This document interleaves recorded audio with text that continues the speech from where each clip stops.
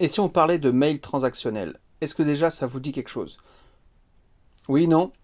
Eh ben, abonnez-vous, cliquez sur un petit pouce, ou cliquez à la fin de la vidéo si vous préférez attendre, et on va voir tout de suite ce que c'est les mails transactionnels, et quels sont les secrets de ces mails transactionnels. Alors, bonjour à tous, j'espère que vous allez bien, j'espère vraiment que la santé est là. Pour vous, pour vos proches, c'est pas facile en ces moments un peu de confinement, un peu de guerre sanitaire, comme le dit le président. Donc j'espère vraiment que vous allez bien. En attendant, ben, je continue quand même ma série de Hello Web. Et aujourd'hui, on va parler tout simplement des emails transactionnels. Alors, ce sont un petit peu les mal-aimés du marketing.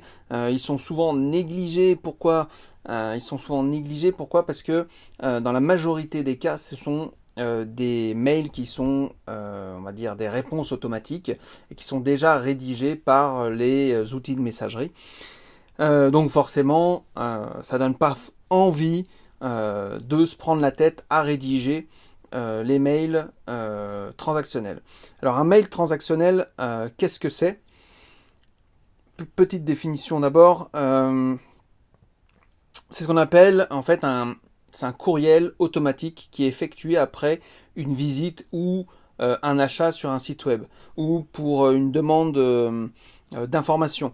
Voilà, moi je sais que pour la plupart de mes formulaires de contact, quand vous m'écrivez pour me demander quelque chose, il y a une réponse automatique qui se fait en disant j'ai bien reçu votre message, nous allons vous répondre dans nanana nanana.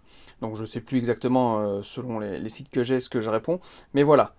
Et en fait, de quoi vous allez parler? Plusieurs choses je vais vous donner quelques petits exemples, c'est pas forcément exhaustif. Donc il y a des mails de bienvenue quand on s'inscrit à la newsletter, il y a les confirmations d'abonnement, les commandes, les confirmations de commandes, les confirmations de mails envoyés pour les informations, si vous voulez un devis, etc. Pour les factures, pour les notifications d'expédition, etc., etc., etc. Il peut y avoir aussi des mots de remerciement suite à une commande, enfin voilà, bref, il y a quand même pas mal de choses. Et vous pouvez les paramétrer vous-même en général sur votre site internet, quel que soit le CMS, soit Joomla ou WordPress par exemple, je sais que c'est tout à fait possible de le faire. Alors, pourquoi c'est une erreur de négliger ces mails-là, ces mails transactionnels? Eh ben, c'est une erreur tout simplement parce qu'ils ont un taux d'ouverture qui est de plus de 60%, je crois que c'est 63%. D'accord. Je n'ai plus la source de référence ici, mais c'est 63%. Donc si vous pensez vraiment que vos emails transactionnels ne valent pas le coup d'être travaillés, eh ben vous avez tort. Alors, il y a une étude, voilà, j'ai retrouvé sur internet une étude, c'est Marketing Sherpa, qui montre que ces emails de bienvenue sont ouverts à 63%. Voilà, c'est ça. Et du coup, ben, c'est ricochet sur les factures, les suivis de commandes, les confirmations d'abonnement, etc., etc. Leur taux d'ouverture est en moyenne bien supérieur à tous les courriers promotionnels que vous pouvez envoyer à vos clients ou à vos prospects.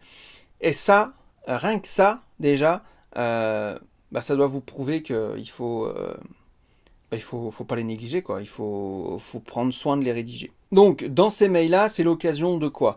De soigner votre rédaction en donnant l'identité de votre entreprise, le logo, etc. Personnalisez votre email si vous le pouvez en utilisant le prénom de votre interlocuteur, c'est la base. C'est vraiment ces emails transactionnels une sorte de point d'entrée dans, on va dire, dans le premier contact avec votre prospect ou avec votre client. Et en plus, ils seront moins enclins à rechigner à les ouvrir quand ils vont le recevoir parce que justement ils seront rassurés par rapport à l'action qu'ils ont fait sur votre site. D'accord. Et là, vous pouvez vraiment les fidéliser quasiment du premier coup, donc ratez pas le coche. Donc voilà, essayez d'avoir un design un petit peu soigné, une rédaction quand même irréprochable, quelques incitations à suivre un petit peu sur les réseaux sociaux, à aller sur les groupes Facebook, à voir un petit peu ce que vous faites, pouvez leur présenter vos produits, et comme ça, bah, ils pourront aussi naviguer sur le site, ça vous fera du trafic, ça générera du trafic sur votre site internet. Donc voilà, c'est vraiment soigner la forme et le fond, d'accord? Et l'autre secret, c'est il y a quand même un taux d'ouverture qui est exceptionnellement haut.